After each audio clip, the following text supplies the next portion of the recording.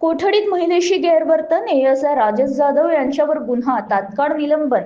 अकोला येथील civil line police ठाण्यात धक्कादायक प्रकार उघड झाला असून कोठडीत असलेली महिलेशी गैरवर्तन केल्याप्रकरणी सहाय्यक पोलीस उपनिरीक्षक एएसआय राजेश जाधव यांच्यावर फौजदारी गुन्हा दाखल करण्यात आला आहे. घटनेची गंभीर दखल घेत त्यांनी त्वरित प्रलंबित निलंबित करण्यात आले आहे. पोलीस सूत्रांनी दिलेल्या माहितीनुसार दिनांक 31 मार्च 2026 रोजी फिर्यादी महिलेला सायबर फसवणुकीच्या प्रकरणात अटक करून न्यायालयासमोर हजर करण्यात आली. न्यायालयाने 4 दिवसांची पोलीस कोठडी पीसीआर मंजूर केल्यानंतर संबंधित महिलेला सिव्हिल लाईन पोलीस ठाण्यात लॉकअप मध्ये ठेवण्यात आले.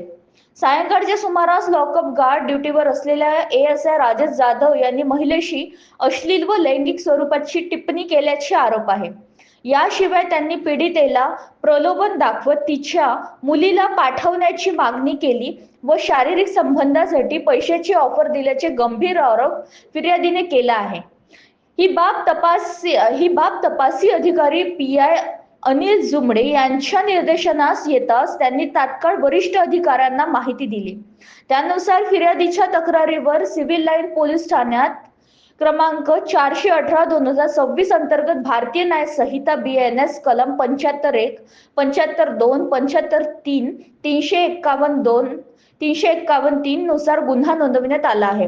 दरम्यान प्रकरणाच्या गांभीर्याने लक्षात घेऊन पोलीस अधीक्षक अर्चित चांडक यांनी तत्काळ कारवाई करत आरोपी एएसआय राजेश जाधव यांना 1 एप्रिल 2026 पासून निलंबित केले.